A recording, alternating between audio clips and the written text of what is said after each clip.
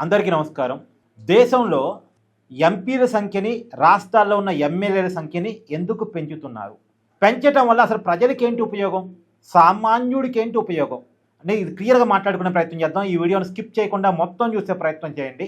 మీ అభిప్రాయాన్ని ఖచ్చితంగా కామెంట్ చేయండి. ఎందుకంటే దేశానికి అవసరమైన వీడియో అని నేను అనుకుంటున్నాను. ఇప్పుడు 543 మంది లోక్సభ సభ్యులు మన దేశంలో ఉన్నారు. ఈ సంఖ్య ఇప్పుడు డీలిమిటేషన్ ద్వారా 816కు పెంచుతున్నారు. అలాగే మన దేశంలో మొత్తం ఎమ్మెల్యేల సంఖ్య అన్ని రాష్ట్రాల్లో కలిపి 4123 ఉందంట. ఇప్పుడు ఆ సంఖ్య 6000కు మించబోతా ఉంది ఎమ్మెల్యేల సంఖ్య. ఒక్కొక్క ఎంపీ మీద అంటే లోక్సభ సభ్యుడి మీద అతనికి జీతము, అలవెన్సులు, రాయితీలు, తర్వాత అతనికి ఇచ్చేటువంటి భద్రత అంటే 2+2 గన్మెన్లు అండ్ పిఏ అన్ని రకాల సౌకర్యాలు కలిపి ఒక ఎంపీ మీద ప్రభుత్వం సంవత్సరానికి 4,30,00,000 ఖర్చు పెడుతుందంట. ఎంత? 4,30,00,000 ఇంటూ 816 మంది ఎంపీలకి, అంటే ఒక్కొక్కరికి 4,30,00,000, 816 మందికి లెక్కేయండి. 4,30,00,000 ఇంటూ 816 మంది. పైగా వీళ్ళ మీద మాత్రమేనా కాదు, ఇప్పుడు రాజ్యసభ సభ్యుల సంఖ్య కూడా పెరిగింది. ఎమ్మెల్యేల సంఖ్య పెరిగినప్పుడు, లోక్సభ సభ్యుల సంఖ్య పెరిగినప్పుడు ఆటోమేటిక్గా రాజ్యసభ సభ్యుల సంఖ్య కూడా పెరిగింది. ఈ లోక్సభ సభ్యులు, రాజ్యసభ సభ్యులు అంతా కలిపి 1,100 మందికి పైగా ఉంటారు. అంటే ఈ 4,30,00,000 ఇంటూ 1,100 మందికి పైగా వేయండి, ఒకసారి క్యాలిక్యులేట్ చేయండి, మీరే అర్థమైపోతే. పైగా ఎమ్మెల్యేలకు కూడా తక్కువ ఖర్చుమేం కాదు. ఎమ్మెల్యేలకి జీతాలు, అలవెన్సులు, సెక్యూరిటీ, వాళ్ళకి పిఏలు, వాళ్ళు ఎటు వెళ్ళినా సరే వాళ్ళకి అన్నీ ఫ్రీ కదా. వాళ్ళ కాళ్ళలో పోసే పెట్రోల్ డీజిల్తో సహా, వాళ్ళ సెల్ ఫోన్ రీఛార్జ్తో సహా, వాళ్ళు ఎక్కడికైనా వెళితే వాళ్ళ విమాన ఖర్చులు, ట్రైన్ ఛార్జీ ఖర్చులు మొత్తం ప్రజల మీదే, మొత్తం ప్రభుత్వమే చెల్లిస్తుంది. ఒక్కసారి ఎమ్మెల్యేగా, ఎంపీగా గెలిచారు అంటే వాళ్ళు జీవితాంతం పెన్షన్ పొందుతూ ఉంటారు. ఒక 6 నెలలు ఎంపీగా ఉన్న వ్యక్తి అయినా, ఒక 6 నెలలు ఎమ్మెల్యేగా ఉన్న వ్యక్తి అయినా, 5 సంవత్సరాలు అవసరం లే, 6 నెలలు కాదు 6 రోజులు కనీసం ఎమ్మెల్యేగా, ఎంపీగా ఉన్నా సరే వాళ్ళకి పెన్షన్ పోతూనే ఉంటుంది జీవితాంతం. ఈ దేశం కోసం బోర్డర్లో కాపలా కాసే జవాన్కి కూడా లేవని రాయితీలు వీళ్ళకున్నాయి. జీవితాంతం వీళ్ళకి పెన్షన్ ఇవ్వాలి, వీళ్ళకి హెల్త్ కార్డు ఇవ్వాలి, వీళ్ళకి ఏమైనా సరే జీవితాంతం ప్రభుత్వమే భరించాలి. ఒక 5 సంవత్సరాల ఖర్చుకు గాను, అంటే ఒక ప్రభుత్వం, ఒక ఎంపీ ఎన్నుకోబడ్డా లేదా ఒక ఎమ్మెల్యే ఎన్నుకోబడ్డా 5 సంవత్సరాల పదవీ కాలం కదా. 5 సంవత్సరాల్లో ఇప్పుడు పెరగబోయేటువంటి 6,000 మందికి, 816 మంది ఎంపీలకు ప్లస్ రాజ్యసభ సభ్యులకు అందరికీ కలిపి అయ్యే ఖర్చు 50,000 కోట్ల నుంచి 60,000 కోట్ల వరకు ఉంటుందట. 50,000 కోట్ల నుంచి 60,000 కోట్ల వరకు. మరి ఈ డబ్బంతా ఎక్కడిది? ప్రజలది. ప్రజలు చెమటోడ్చి కష్టపడి దేశానికి ట్యాక్సులు కడతా ఉంటారు కదా. ఈ ట్యాక్సుల రూపంలో కట్టేటువంటి డబ్బుని వీళ్ళకి ఇస్తారు. మరి వీళ్ళ వల్ల ఏంటి దేశానికి ఉపయోగం? వీళ్ళు ఏం చెప్తున్నారు అసలు? ప్రభుత్వం జనాభా పెరిగింది కాబట్టి ఎంపీల సంఖ్యను పెంచుతున్నాం, జనాభా పెరిగింది కాబట్టి ఎమ్మెల్యేల సంఖ్యను పెంచుతున్నాం. అసలు నాకు అర్థంగా గడుతా, జనాభా పెరగటానికి వీళ్ళ సంఖ్యను పెంచడానికి సంబంధం ఏంటి? వీళ్ళు ఏమైనా డైరెక్ట్గా ప్రజలకు సర్వీస్ చేస్తున్నారా? కాదు. వీళ్ళేంది? చట్టాలు చేస్తున్నారు, దేశానికి సంబంధించిన చట్టాలు చేస్తున్నారు అంతే. ఎగ్జిక్యూషన్ మళ్ళీ అధికారులు చేస్తారు. ఎగ్జిక్యూషన్ అధికారుల సంఖ్యను పెంచితే మంచిది, ఎందుకంటే ప్రజలకు సర్వీస్ డైరెక్ట్గా చేసేది వాళ్ళు. లేదు, పొలిటికల్ గవర్నెన్స్ పెరగాలి అంటే లోకల్ బాడీలను స్ట్రెంథెన్ చేయాలి. ఒక సర్పంచ్, ఒక ఎంపీటీసీ, జెడ్పీటీసీ, వీళ్ళకి అధికారాలు పెంచాలి, వీళ్ళకి నిధులు పెంచాలి, వీళ్ళకి విధులు పెంచాలి. కానీ లోకల్ బాడీలను నిర్వీర్యం చేస్తారు. ఎమ్మెల్యేలు, ఎంపీల సంఖ్యనే పెంచుతారా? అసలు ఏంటి ఎమ్మెల్యేలు, ఎంపీలు చేయగలిగేది? ఇప్పుడు ఒక నియోజకవర్గంలో సరే ఇప్పటి వరకు 90,000 మంది ఓటర్లు ఒక ఎమ్మెల్యేకి అనుకుంటే, ఇప్పుడు అది సంఖ్య 70,000 పెరిగిందంటే 70,000తో డైరెక్ట్గా ఎమ్మెల్యే కనెక్టివిటీలో ఉంటాడా? ఎమ్మెల్యే చేసింది ఈ 70,000కు సంబంధించినటువంటి అభిప్రాయాన్ని శాసనసభలో ప్రస్తావించి చట్టాలు రూపొందించి దాంట్లో భాగస్వామ్యం కలగాలి అంతే. ఒక స్టేట్ వైడ్ పాలసీని ఎమ్మెల్యేలు అసెంబ్లీ ద్వారా, దేశానికి సంబంధించిన చట్టాలని ఎంపీలు పార్లమెంటు ద్వారా చేస్తారు. వీళ్ళ సంఖ్య పెరగాల్సిన అవసరం లేదు. వీళ్ళకి ప్రజల అభిప్రాయం తెలవాలంటే వీళ్ళ కింద ఉన్నటువంటి వ్యవస్థ ఏదైతే ఉందో వాళ్ళ ద్వారా తెలుసుకుంటూ ఉంటారు. ఆ వ్యవస్థను బలోపేతం చేయాలి. వీరు డైరెక్ట్ ఎగ్జిక్యూషన్ చేయరు. ఎగ్జిక్యూషన్ చేసి అంటే వీళ్ళు శాసనశాఖ, ఇప్పుడు మనం 3 విభాగాలు చెప్తాం కదా మన రాజ్యాంగం ప్రకారం: శాసనశాఖ, కార్యనిర్వహణ శాఖ అండ్ న్యాయశాఖ.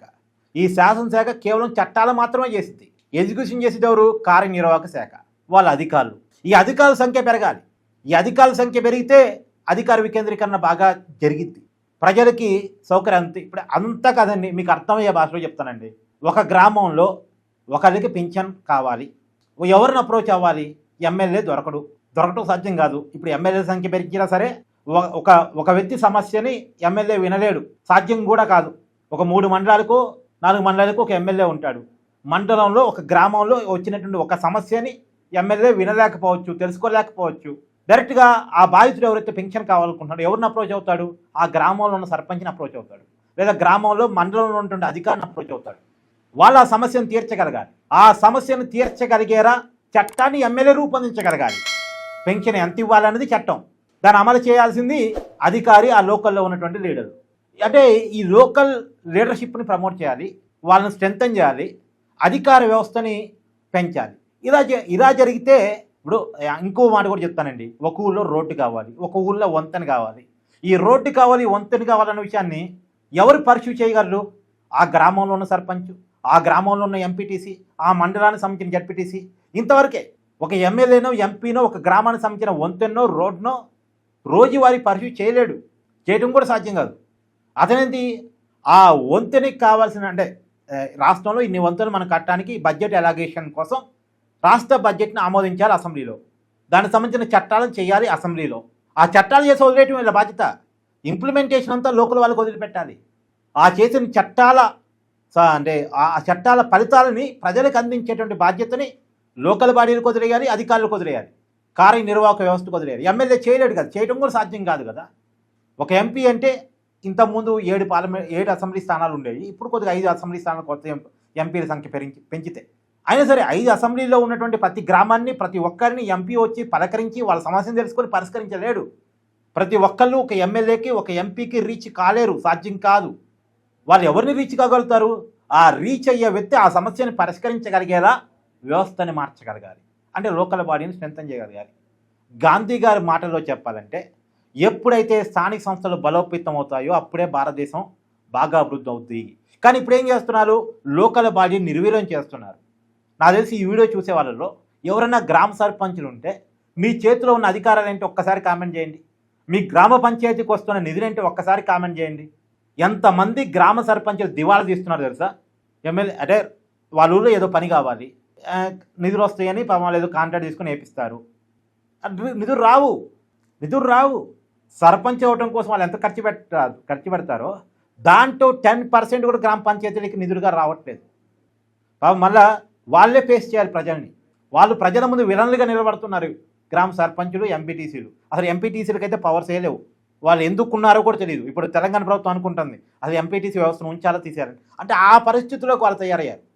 వాళ్ళని ఉంచాలి, వాళ్ళని బలోపేతం చేయాలని ఆలోచించేట ప్రభుత్వం వాళ్ళని లేకుండా చేద్దామని ఆలోచిస్తున్నాయి. ఇది చేయాల్సింది పోయి ఎమ్మెల్యే సంఖ్యను పెంచుకొని, ఎంపీల సంఖ్యను పెంచుకొని జనాభా పెరిగింది కాబట్టి పెంచుతున్నాం అంటే వీళ్ళని జనాలు డైరెక్ట్ సర్వీస్ చేస్తున్నారా? ప్రతి ఒక్కరికి వచ్చి టిఫిన్ అందిస్తున్నారా? అంటే అన్నిళ్ళు తిరగలేకపోతున్నానని నేను 100 ఏళ్ళకి పాల ప్యాకెట్ వేయమంటున్నారు, 50 ఏళ్ళకి పాల ప్యాకెట్ వేసేసరికి నాకు నా పని అయిపోతుంది, ఇంకో 50 ఏళ్ళకి పాల ప్యాకెట్ వేయడానికి ఇంకొకరిని పెట్టండి పనుని అన్నట్టు వీళ్ళ డైరెక్ట్ ఏమైనా వచ్చి ఇళ్లలో పాల ప్యాకెట్ వేస్తున్నారా? ఇళ్ళకి ఏమైనా టిఫిన్లు అందిస్తున్నారా? ఇళ్లలో భోజనాలు వడ్డిస్తున్నారా? వీళ్ళు చేసేది చట్టాలు చేయటం వరకే. చట్టాలు చేయడానికి సంఖ్య పెంచాల్సిన అవసరం లేదు. పైగా వీళ్ళని పెంచడం వల్ల ప్రజలకి చాలా బడ్డను, వీళ్ళ వల్ల ప్రజలకు ఎంత ఉపయోగం ఉందో తెలియదు. అంటే మళ్ళీ చాలా తెలివి చూడండి, మహిళలకు 33% రిజర్వేషన్ ఇస్తున్నా అంటున్నారు కదా, ఎట్లా ఇస్తున్నారు చెప్పండి ఒకసారి? మీకు అని అర్థమైందా? ఎవడు చెప్పట్లే ఈ విషయాన్ని. ఒక లాజిక్ని ఎలా ఇస్తున్నారు తెలుసా? ఇప్పుడు 543 లోక్సభ సభ్యుల సంఖ్య, ఈ 543లో 33% ఓట్ల, ఇంకొక 272 పెంచి 816కి సంఖ్యను తీసుకెళ్ళి ఇప్పుడు ఆ 272 అని పెంచబోయే సంఖ్యను మహిళలకు ఇస్తున్నారు. అంటే ఇప్పుడున్న నాయకులు ఎవరు పదవులను కోల్పోవాలి, సేఫ్ అంటే వాళ్ళ నియోజకవర్గాలు మారాల్సి వచ్చిద్దాం, వాళ్ళ నియోజకవర్గాలు మహిళలకు రిజర్వ్ అవుతుంది తప్ప పెంచే స్థానాలు ఇప్పుడు మహిళలకి పెంచి 33% ప్రకారం ఎంతైతే వస్తాయో అంత మేర పెంచి ఒకవైపు పార్లమెంట్ స్థానాలు పెంచినట్టు అవుతుంది, మహిళలకు 33% రిజర్వేషన్ ఇచ్చినట్టు అవుతుంది. ఉన్న స్థానాన్ని కోల్పోవడానికి వీళ్ళు సిద్ధంగా లేరు. అట్నే అసెంబ్లీలో కూడా అంతే. మహిళలకి ఇప్పుడు ఎగ్జాంపుల్ ఆంధ్రాలోనే తెలంగాణలో చూడండి. ఇప్పుడు తెలంగాణలో 119 కాస్త 179 ఏమో 183 అవుతున్నాయంట. ఈ 173 పైన పెరిగిన 60 ఉన్నాయి కదా, 60 మహిళలకు ఇస్తారు. 60 స్థానాలు మందమే ఇస్తారు మహిళలకి. 33% అంటే అంతే వస్తుంది కదా. 180లో 183లో 33 అంటే 60 చేంజ్, 60 స్థానాలు ఇస్తారు. ఆంధ్రాలో కూడా అంతే. 175 ఏదో 263 ఏమవుతున్నాయి, పైన 88 స్థానాలు ఏం పెరుగుతున్నాయి కదా, ఆ 88 మందమే మహిళలకు ఇస్తారు.